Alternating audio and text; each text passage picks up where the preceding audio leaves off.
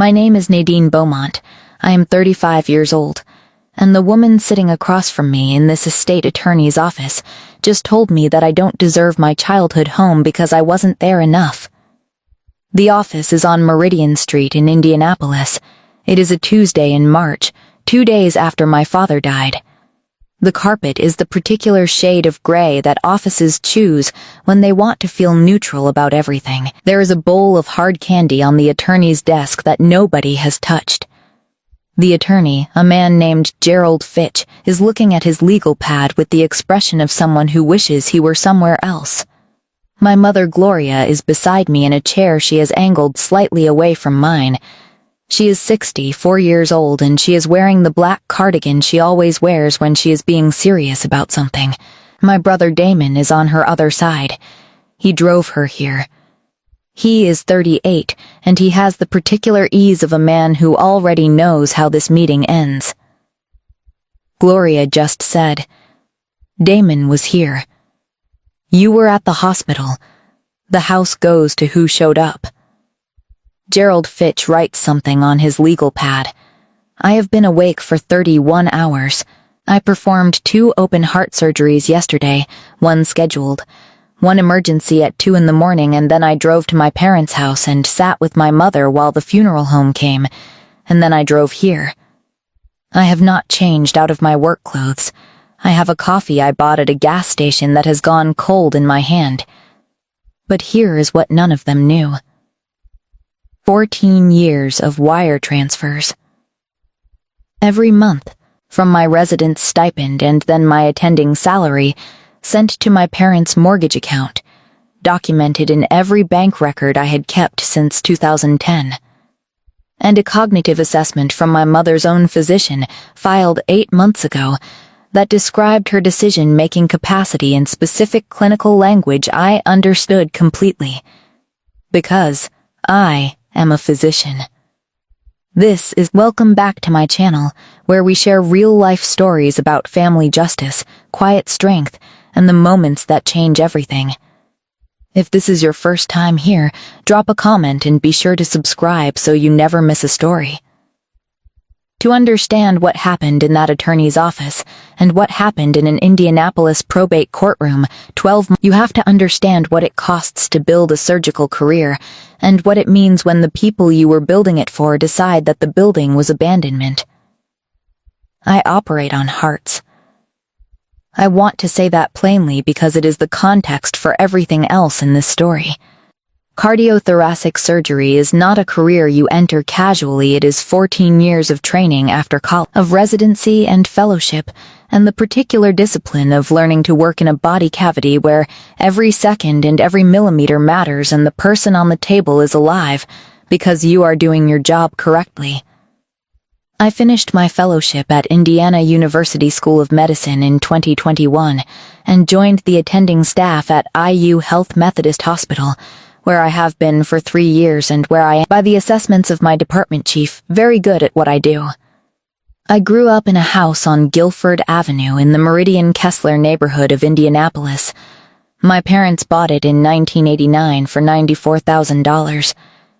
My father, Reginald Beaumont, was a postal worker for 31 years. My mother, Gloria, was a school cafeteria manager for 22 years before she retired. They were people who worked every day and owned their house and paid their bills and raised 2 children and asked nothing dramatic from life, which is a kind of dignity that I did not fully understand until I was old enough to understand what it costs. I decided I wanted to be a surgeon when I was 11 years old. There was a documentary on television about cardiac surgery, the actual procedure, the actual chest open, the actual heart beating or not beating in the surgeon's hands, and I watched it with a feeling I have never been able to describe accurately, except to say that it was recognition. That is the thing I am supposed to do. I have never doubted it since. Medical school is expensive. My parents could not. I knew this, and they knew this, and we did not discuss it with great drama. I took loans. I applied for every scholarship available. I worked where I could work between rotations, and I managed it. But I was aware, continuously, of what my parents had and what they did not have, and what their house on Guilford Avenue cost them every month, and what their retirement would look like. In 2010, my second year of residency, I started sending money home. Not large amounts. My residence stipend was $54,000 a year before taxes, and I had loan payments and rent in Indianapolis. But I sent $400 a month to my parents' mortgage account. I had it set up as an automatic transfer. I told my parents what it was and why, and my father said thank you the way he said everything simply, without elaboration, meaning it completely. I increased the transfers as my income increased. By the time I was a fellow, I was sending $1,200 a month. By the time I was an attending, I was sending $2,000 a month. 14 years of transfers, every month, documented in every bank record I have kept since the first one. I am meticulous about financial records. I am meticulous about everything, because meticulous is what surgery requires, and it is what I became. Damon is 3 years older than me. He is 38. He has lived in Indianapolis his whole life, 3 different apartments over 20 years, always within 10 minutes of our parents' house. He works in facilities management for a hotel chain downtown. He is present in ways I was not: Sunday dinners, helping with the yard, driving my parents to appointments. I knew this. I have always known this. I did not resent it, because I understood that there are different ways to show up for people, and I was showing up in the way my career permitted. What I did not know was that Damon had been having a different conversation with our parents than the one I thought we were all having. I found out in pieces, the way you find out things that have been built around you without your knowledge. The first piece was a phone call from my father in the fall 2 years ago. He said Gloria had been having some memory difficulties. He said the doctor had done he said it was probably nothing. He said it the way he said difficult things, simply, without elaboration, meaning it completely. I asked which doctor and what tests. He told me. I called the physician's office the following week. The physician, a geriatrician named Dr. Marcus Webb, had administered a Montreal cognitive assessment to my mother in August. Her score was 19 out of 30. A score below 26 indicates mild cognitive impairment. A score of 19 indicates moderate impairment, particularly in the domains of executive function and delayed recall, which are the domains most relevant to complex decision-making, such as estate planning. I called my father back. I said I wanted to talk about the assessment results and what they meant for planning. He said Gloria was he said Damon was helping. He said not to worry. I filed that under something I would return to and did not return to quickly enough. Dr. Patricia Osai is a retired cardiothoracic surgeon who was my attending mentor during my fellowship. She is 67, originally from Accra, who trained at Johns Hopkins and spent 30 years in Indianapolis, building a reputation that preceded her into every room she entered. She retired 2 years ago with the particular grace of someone who has decided the right moment to stop and is at peace with having decided correctly. She has been, for the past 8 years, the person I call when I need to think through something I cannot think through alone. She does not give advice I have not asked for. She asks questions that make me answer my own. She has been doing this since my first year of fellowship when I came to her office after a difficult case, and she looked at me for a long moment and said, "What do you know that you're not saying out loud yet?" I have been answering that question ever since. The hospital smells like antiseptic, and the particular clean cold smell of a cardiac unit where the temperature is kept lower than the rest of the building. My surgical suite is on the 4th floor. The call room I use is small: a bed, a chair, a narrow window that faces the parking structure. I have slept in that room hundreds of times. I have eaten hundreds of bad meals in it. I have made hundreds of calls to patients' families from that room. It is the most functional room I know, and it has no warmth in it, and I have spent more hours of my life there than in any room in my parents' house. That is the truth. That is what Damon and then Gloria used. And the fact that it was true does not mean the conclusion they drew from it was correct. My father died on a Sunday morning in March. He was 66 years old. He had a stroke in his sleep, the kind that gives no warning and asks nothing of the person it takes. He was there Saturday night, and he was not there Sunday morning, and that was the whole of it. I was at the hospital when my mother called.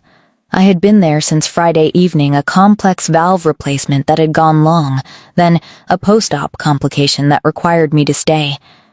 Then the emergency at 2 a.m. that I wrote at the beginning of this story.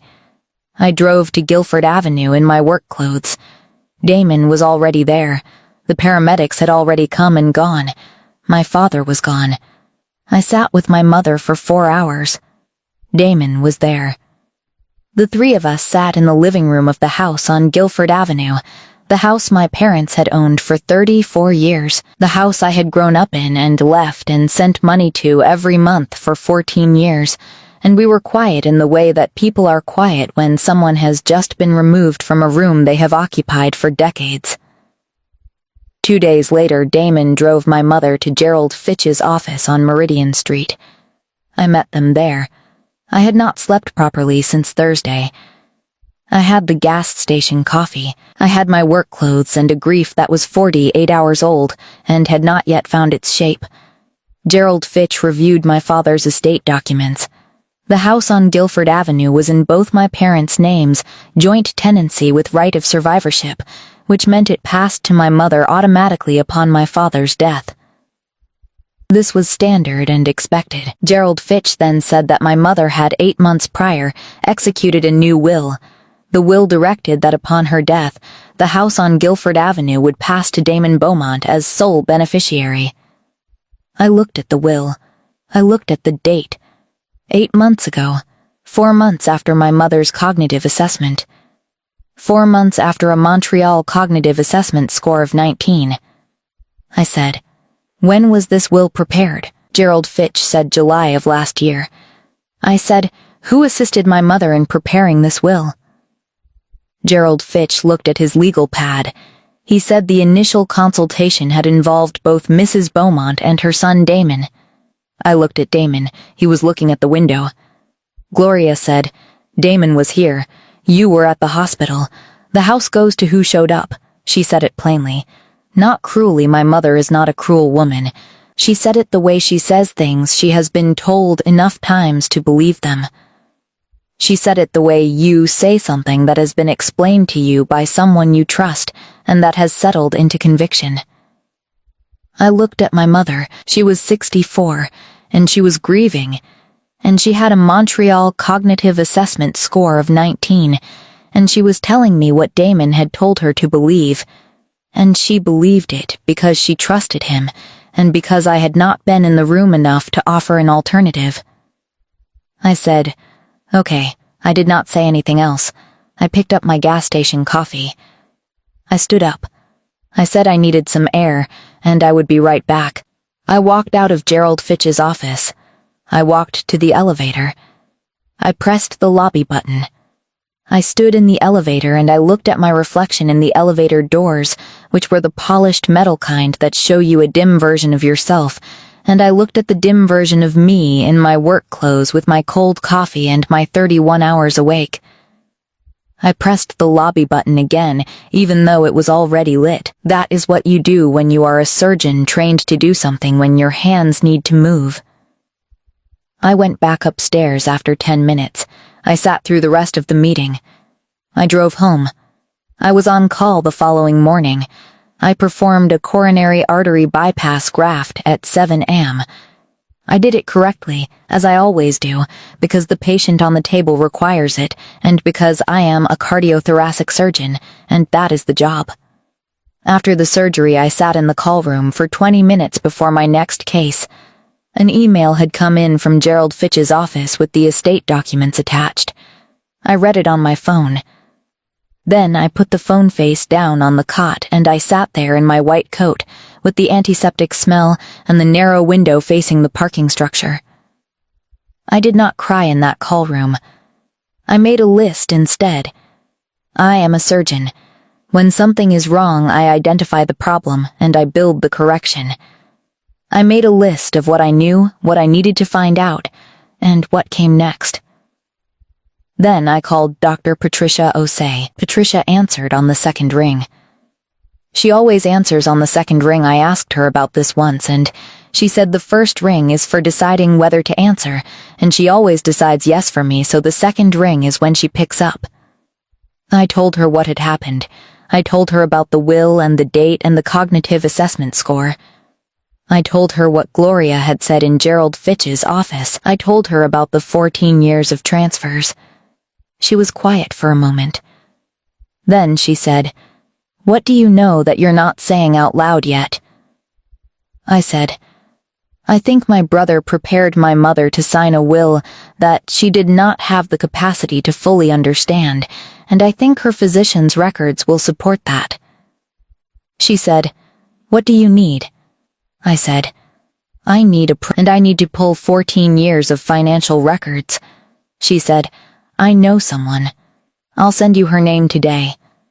The probate attorney Patricia recommended was a woman named Sandra Okafor, no relation to anyone else in my life with that name, who had a practice in Broad Ripple and who had handled undue influence cases in Indiana probate court for 17 years. She was direct in the way of someone who has heard every version of this situation and has learned that clarity is the most useful thing she can offer. I met with Sandra the week after the estate meeting. I brought everything I had, 3 months of financial records, the cognitive assessment report I had requested from Dr. Marcus Webb's office under my rights as a family member, and a 14-year summary of wire transfers I had compiled from my bank records over one weekend at my kitchen table. The wire transfer summary was 847 entries, 14 years, every month, from February 2010 through February 2024. Total amount transferred, $194,400 over 14 years. The money had gone to my parents' mortgage, which was documented in the receiving bank records I had subpoenaed as part of the estate process. Sandra looked at the summary for a long time. She said, "This is a constructive trust argument. You contributed substantially to the preservation and maintenance of the family home over a 14-year period, with a reasonable expectation of an interest in the property. That contribution, combined with an undue influence claim based on your mother's cognitive status at the time of the will execution, gives us 2 independent theories of recovery." I said, "What's the threshold for undue influence in Indiana?"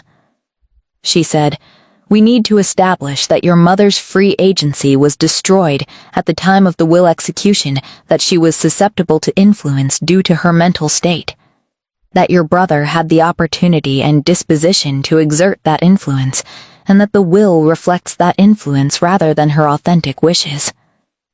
A Montreal cognitive assessment score of 19, 4 months before the will execution, is significant. I said, "Her score could have been different at the time of execution." She said, "Yes, which is why we're going to request the full medical record from Dr. Webb's office, including any assessments closer to the execution date." She paused. "And we're going to depose Dr. Webb. The deposition of Dr. Marcus Webb took place in June.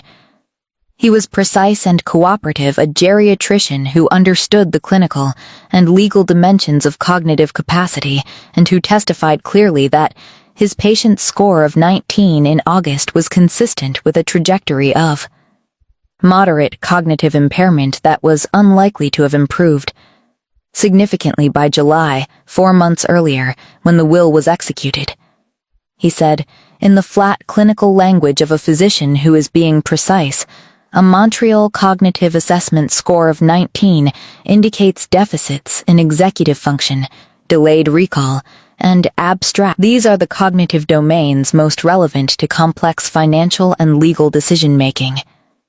In my clinical opinion, a patient with this profile would be at elevated risk of being influenced by trusted individuals in contexts involving legal documents.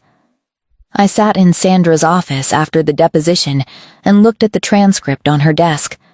I had read cognitive assessment literature since medical. I knew what a score of 19 meant. I had known it since the week my father had told me about the tests, and I had called Dr. Webb's office. I had known, and I had not acted, and my father had died, and the will had been signed, and here we were. That is the part I carry. I carry it the way I carry every surgical complication, not with guilt, but with the honest accounting of what I should have done differently, and what I will do differently going forward.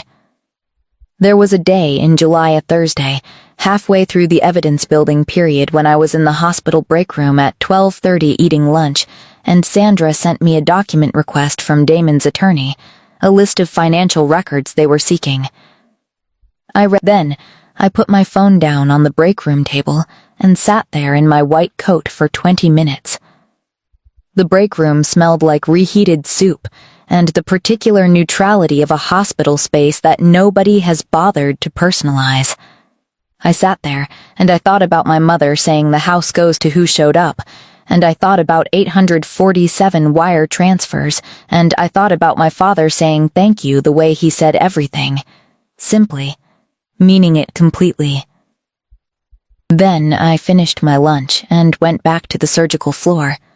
Patricia, during these months, was the person who witnessed without solving.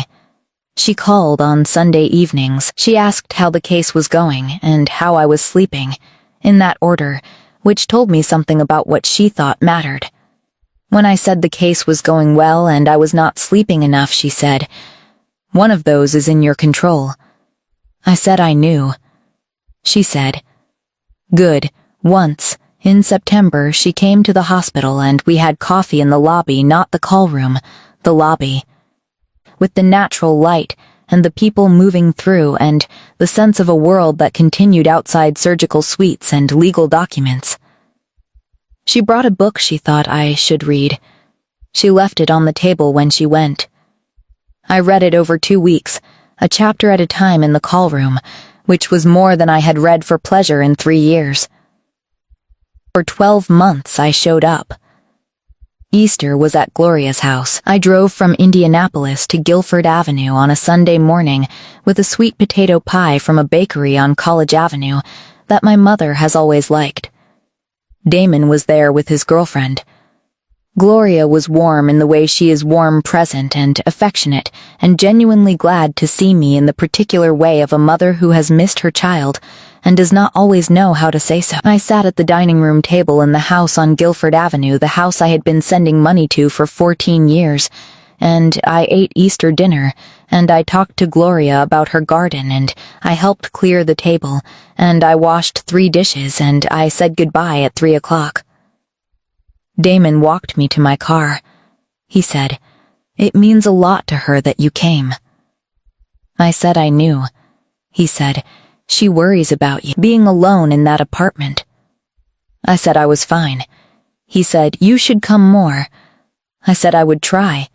He said it with genuine care. I believe that. I believe Damon cares about me and also built a will around me. People contain both things. I have seen enough of what people are capable of in enough different directions to understand that. In June, there was a family gathering for our cousin Terrence's graduation. Gloria came with Damon. I drove separately. We sat at the same table for 3 hours, and I talked to relatives I see twice a year, and I ate the catered food, and I watched Gloria across the table. She was having a good day. I could see it, clinically present, engaged, following conversations, making jokes that landed. She is my mother. I know her face across every table I have ever sat at with her. She was having a good day and she was happy to be there, and she reached across the table at one point and patted my hand and said, "I'm glad you're here, baby." I said, "I'm glad too, Mama. I drove home at 7. I sat in my apartment for a few minutes before going inside. The apartment is on the 4th floor of a building in the Broad Ripple neighborhood.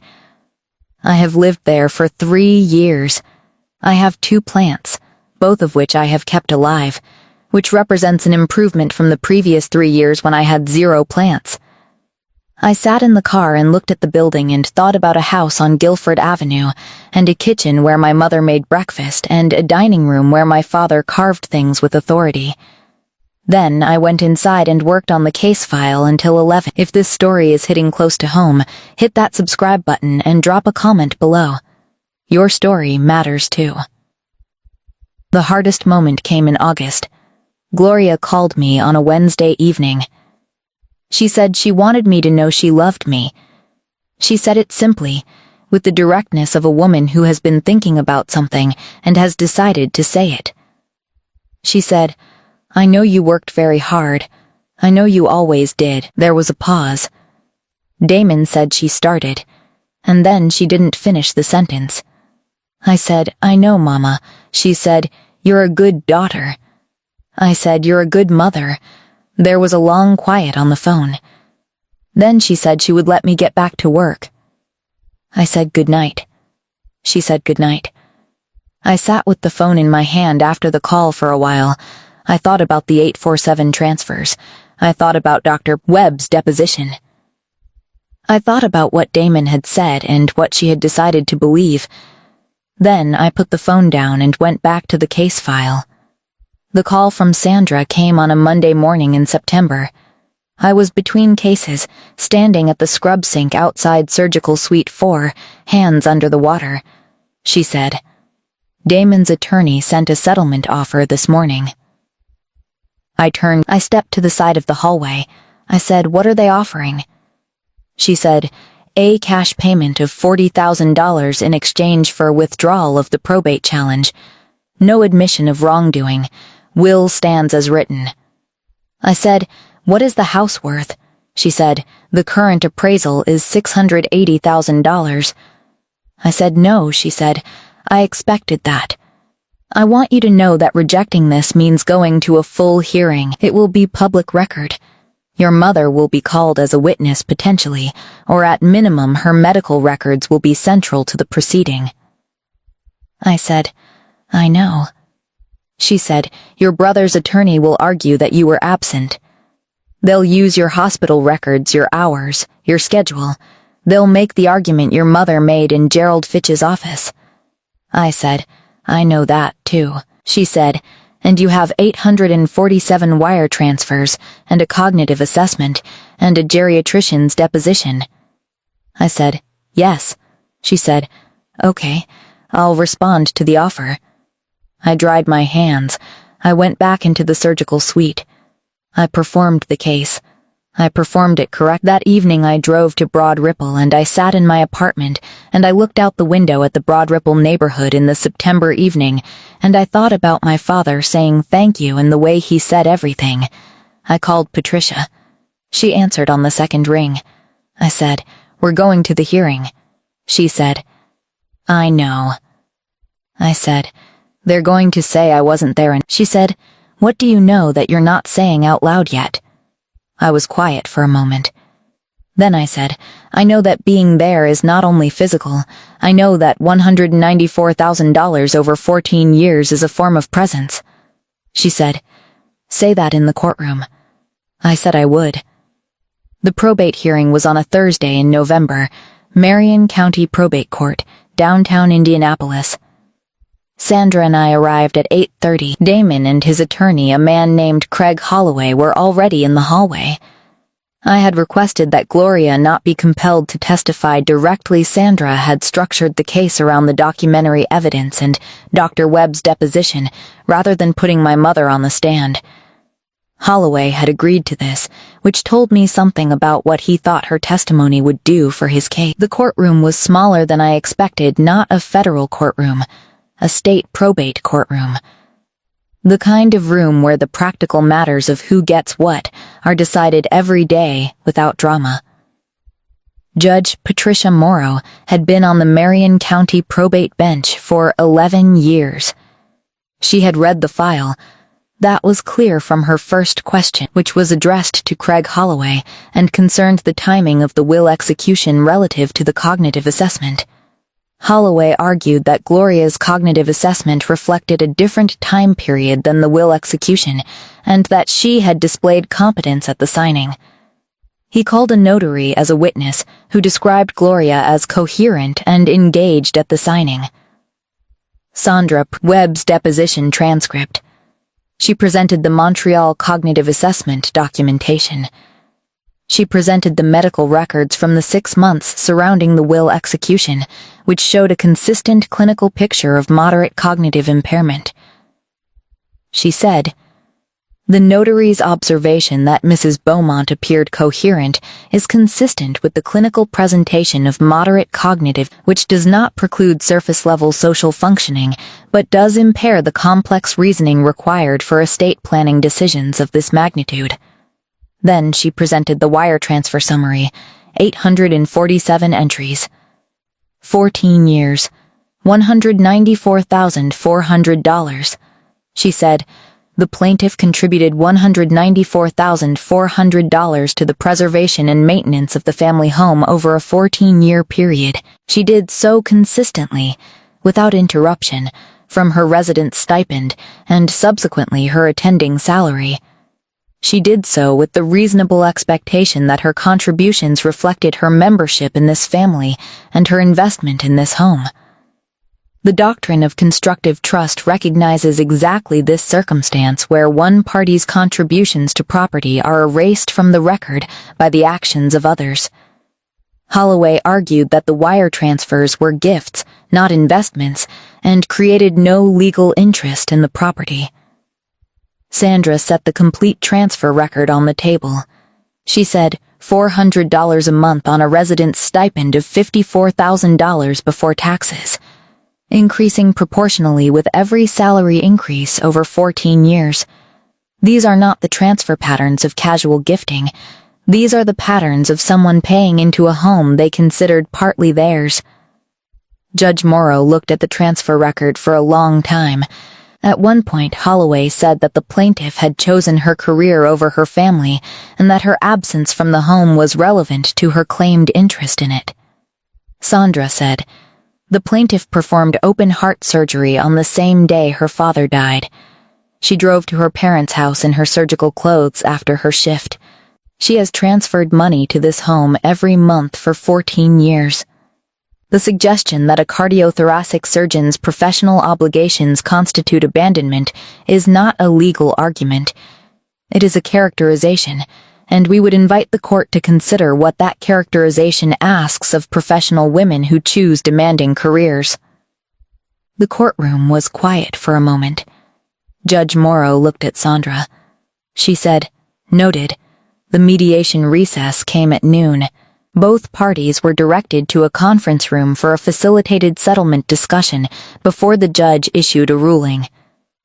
The mediator was a retired attorney named William Banks.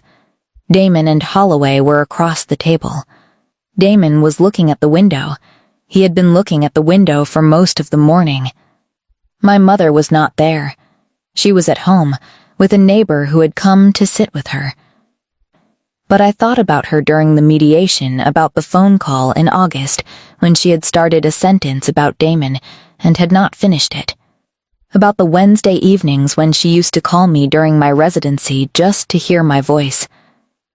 About the woman who had worked in a cafeteria for 22 years and asked nothing dramatic from life. The settlement discussion took 2 hours. The terms, Damon would receive the house on Guilford Avenue as directed by the will, but would pay Nadine $194,400, the full amount of her documented contributions within 180 days. Gloria's will would stand in its current form.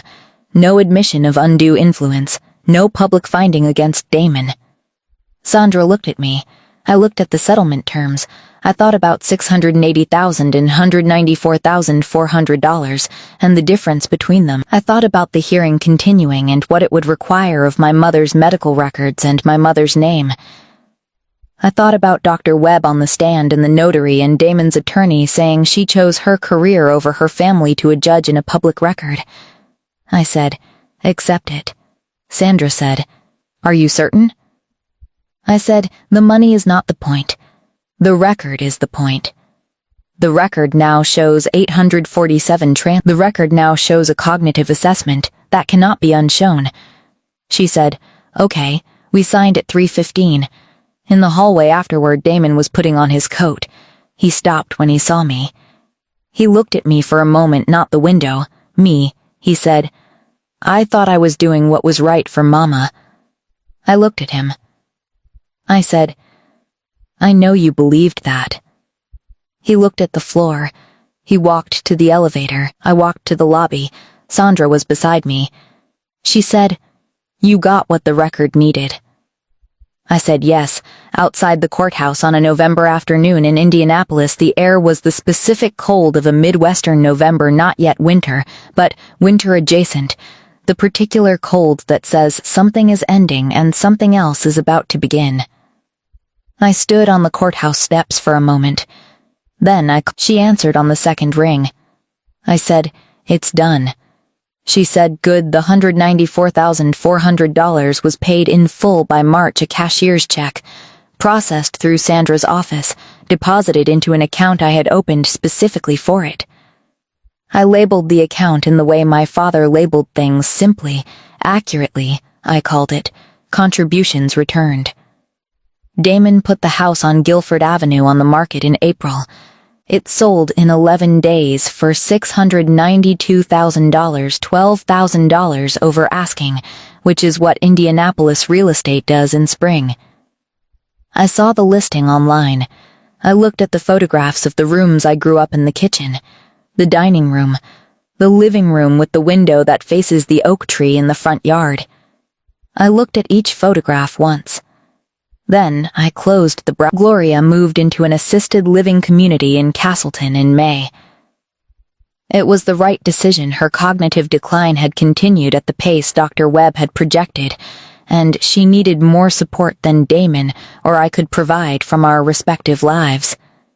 I visited on the first Sunday of every month. She had good days and difficult days, and on the good days she was the woman I had always known, warm and direct and glad to see me, and on the difficult days I sat with her and held her hand and talked about things that did not require her to remember.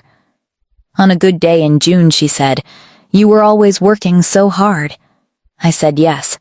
She said, Your daddy was proud of you. Every time someone asked about you. I said I knew. She said, I know I said something in that lawyer's office. She did not finish the sentence. I said, It's okay, Mama. She said, Is it? I said, Yes. I meant it. Not because everything was repaired, it was not. But because my mother was 64 years old with moderate cognitive impairment who had trusted the son who was physically present and had believed what he told her. Her culpability and her limitation were the same thing. I could be angry at the situation without being angry at a woman who was losing her capacity to navigate it. Damon paid what the record required. He and I have not spoken since the courthouse hallway. I hold the possibility that we will speak again without insisting on a timeline. Patricia came for dinner in September, my apartment, a meal I cooked, which I do not do often enough, and which she ate with the appreciation of someone who knows what it costs a surgeon to cook a real dinner.